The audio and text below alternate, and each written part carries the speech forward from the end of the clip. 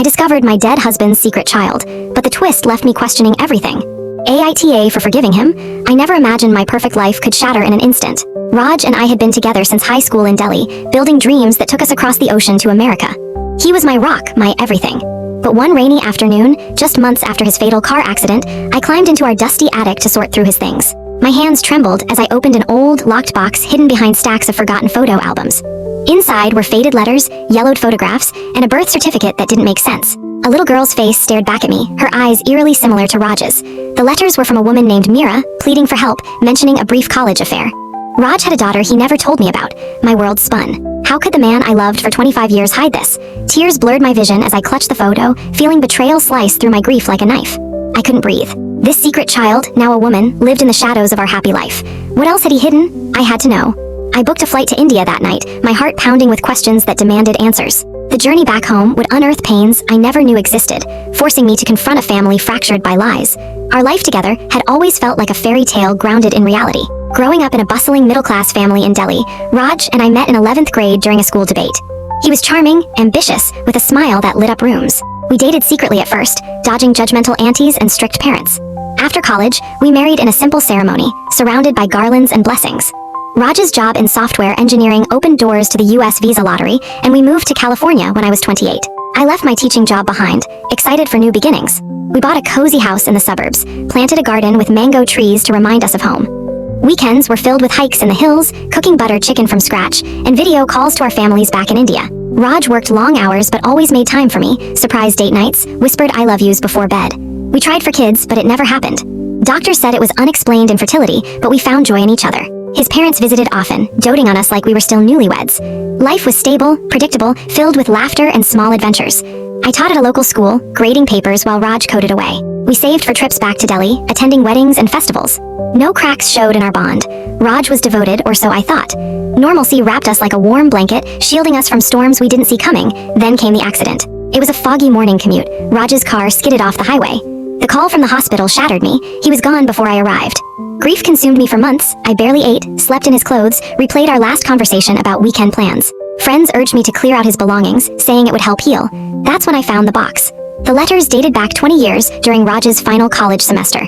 Mira wrote of a passionate but fleeting romance, then pregnancy. Raj promised support but vanished after graduation. The photos showed a baby girl, Aisha, growing up without a father. My hands shook as I read Mira's desperate pleas for money, unanswered. How could Raj ignore this? I felt sick, my love tainted by deceit nights blurred into days of anguish. I questioned every memory, his late nights at work, unexplained trips to India. Was our childless marriage a punishment for his sins? I confided in no one, not even his parents. Instead, I packed my bags for Delhi, telling family it was for closure. Landing in the humid chaos of home, I hired a private investigator with savings from our joint account. He tracked Aisha to a slum in Mumbai, where she lived as a single mother, scraping by as a seamstress. My heart raced as I approached her modest home, the air thick with street food smells and distant traffic. Knocking on the door, I braced for confrontation. Aisha opened it, her face hardening at the sight of me, a stranger from her father's world. Who are you? She spat, eyes narrowing. I stammered about Raj, showing the photo. Her resentment poured out like monsoon rain. He abandoned us. Mom died broke because of him. She slammed the door, but I persisted, slipping a note with my number. Days later, she called, agreeing to meet in a crowded cafe. There, amid clinking chai glasses, Aisha unloaded years of pain, growing up fatherless, her mother's bitterness, her own struggles raising a son alone. She blamed Raj for everything, and now me for representing the life she was denied. I defended him at first, but doubt crept in. Back in Delhi, my in-laws noticed my distraction. When I hinted at secrets, they pressed, and I cracked, showing them the letters. Shock turned to fury. This tarnishes our name, my mother-in-law cried. They demanded I cut ties, protect the family honor. Cultural expectations weighed heavy. Divorced widows remarry quietly, but scandals. Unforgivable. I felt torn between loyalty to Raj's memory and empathy for Aisha. Phone calls with her grew tense. She accused me of pity, not genuine care. Internally, I battled rage at Raj's betrayal. Our marriage felt like a facade. Was my love real, or built on illusions? Sleepless nights in my childhood bedroom amplified the turmoil.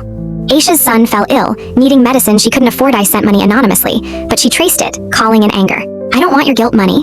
The conflict escalated, pitting my desire for reconciliation against her walls of hurt.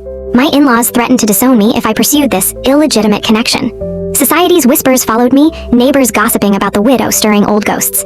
I felt isolated, questioning if forgiveness was possible amid such chaos. The pressure built, forcing me to choose between blood ties and chosen family. As tensions peaked, I delved deeper into the letters, noticing bank stubs tucked in envelopes. Raj had sent money, monthly transfers for years. But why did Aisha say otherwise? I confronted her during our next meeting in a quiet park, birds chirping oblivious to our storm. He did help, I said, showing proof. Tears welled in her eyes as she confessed. Her mother, Mira, hid the money out of pride, burning letters and saving secretly for Aisha's education. Mira's anger at Raj's marriage blinded her, leading Aisha to believe total abandonment. This revelation humanized Raj. He wasn't the villain, just flawed, caught in youthful mistakes. Misunderstandings layered our pain. We cried together, bridging gaps with shared stories of loss. But the real shock came weeks later. Aisha collapsed, diagnosed with leukemia. Doctors said she needed a bone marrow donor urgently. Desperate, I got tested, along with distant relatives. Results stunned us. I was a perfect match. Not through blood, tests showed a rare genetic anomaly, a coincidence defying odds. It felt like fate, symbolizing family forged by choice, not biology. My in-laws, hearing this, softened, seeing divine intervention. Aisha whispered, "Why you?" as we prepared for the procedure. The twist reframed everything. Raj's secret led to this moment of redemption. Emotions surged, fear of surgery, hope for healing, gratitude for unlikely bonds. In the hospital waiting room, I reflected on love's complexities, how secrets breed hurt but truth mends. The double revelation shattered illusions, revealing humanity in flaws. Surgery went smoothly. I donated, and Aisha began recovery. We spent months in Mumbai, her son calling me Auntie Priya. My in-laws visited, offering apologies and support. Back in the US, I sold our house, starting fresh with visits to India. Forgiveness came slowly, but it healed us. Raj's memory evolved, not perfect, but loved. We built a family from ashes, proving bonds transcend blood. If you discovered a loved one's secret like this, would you seek out the hidden family or let it stay buried? Share in the comments.